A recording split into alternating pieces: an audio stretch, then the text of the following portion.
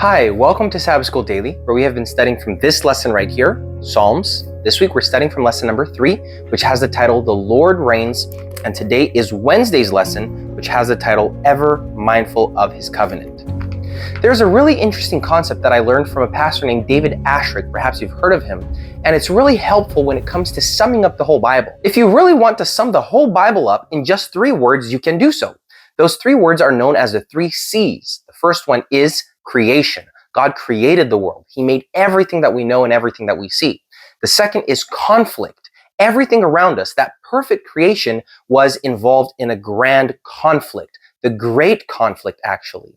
And we see that battle wages all around us, be that in the macro world with wars and people killing each other and countries going up against each other. And you can also see that in the micro world, in our own lives. I'm sure that you notice the battle waging within your own heart. The third C is the word covenant, and that is an extremely deep concept in Scripture. It comes from the Hebrew word berit, which has to do with a contract made by God with humans in order to save them. God's covenant can be summed up by the word love. He loves us so much that he wants to save us, and to do so, he makes a covenant with us. He makes a contract, a deal with us. You could see that, for example, in John 3:16, for God so loved the world that he gave his only begotten Son, that whomsoever believes in him shall not perish but have everlasting life. That is the covenant right there. God is fulfilling his part of the covenant. Unfortunately, humans have always been bad at fulfilling their side of the covenant. You'll see that all the way from the beginning with the Adamic covenant, the covenant that God made with Adam.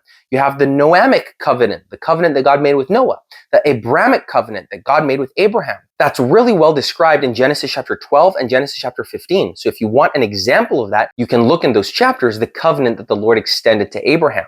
You'll see multiple of these covenants. The covenant with Jacob, with Israel, the covenant with the children of Israel much later. Friends, God has constantly been extending his hand, wanting to make this deal, this covenant with human beings. The problem is that when God does extend his hand, we grab hold of it, but we always slip. We can never really truly hold on to it and stay holding on to it.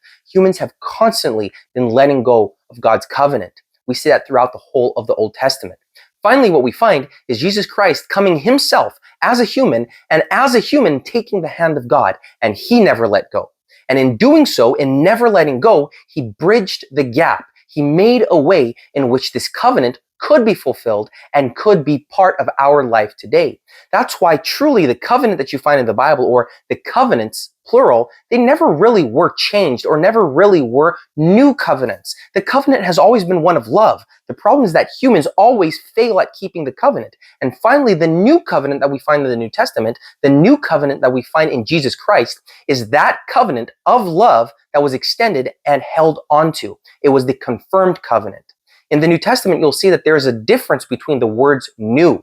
In Greek, there are 2 words for new. You have one word that means new of an entirely different kind, and there's new, which is of a same kind, it's just renewed. And when you look at the concept of covenant in the New Testament, the covenant, it appears as a renewed covenant. It's new, made in the blood and the sacrifice of Jesus Christ. So that's really what we're talking about when we look at the whole Bible through the lens of covenant. But today's lesson has to do with God remembering his covenant. The Lord never forgets. This is wording that reminds us that God is always near and that he is always mindful of the words that he says and the promises that he makes to us. Today's lesson revolves around Psalm 105. It's a larger psalm, so I'm not going to read it here for you. I want you to read it for yourself, but I do want to read a few of the paragraphs here in the lesson and talk a little bit about it. Look at what the first paragraph says. God's people are secure because the Lord placed his dwelling place in Zion and established his everlasting covenant with them as his treasured possession.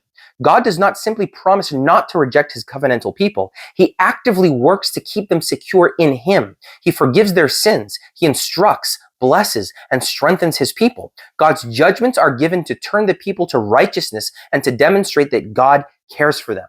You'll see that throughout the reading here, all of these affirmations, all of the words that I'm saying are confirmed by Psalms, by chapters that are found that reiterate what the author is saying.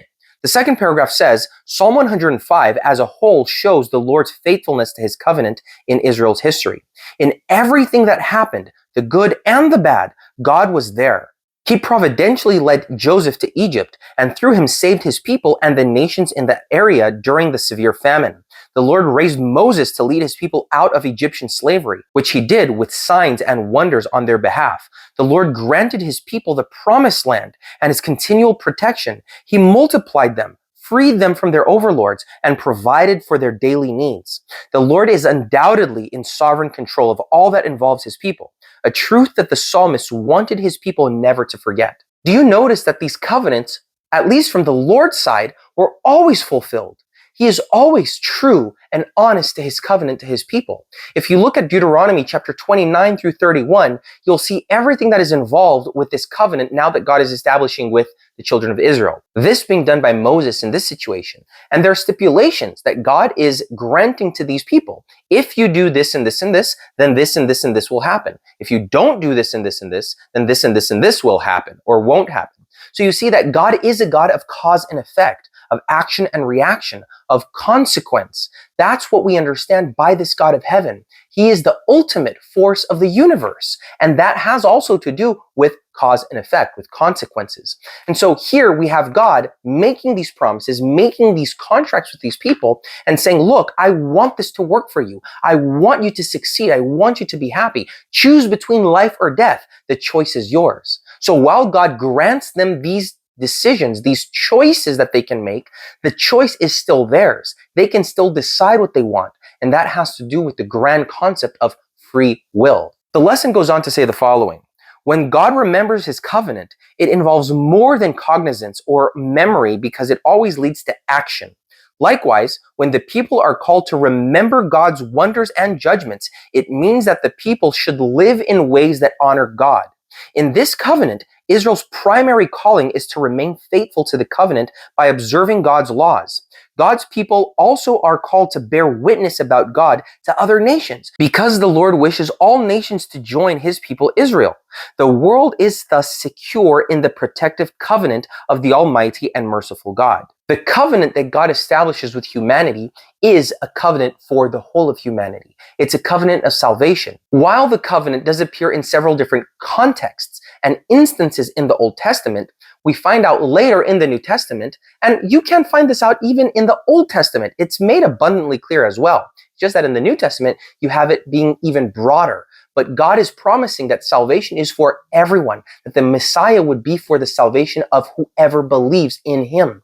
And so this includes you and me. We are included in the covenantal promises of God, in the Berit promises of God. The application of this encouragement that I just gave you comes from the last question that the lesson gives us all the way at the bottom that says, what do we have in Jesus, which shows why these promises made to ancient Israel can now apply to us? And the answer is found in Galatians chapter 3, verse 26 through 29.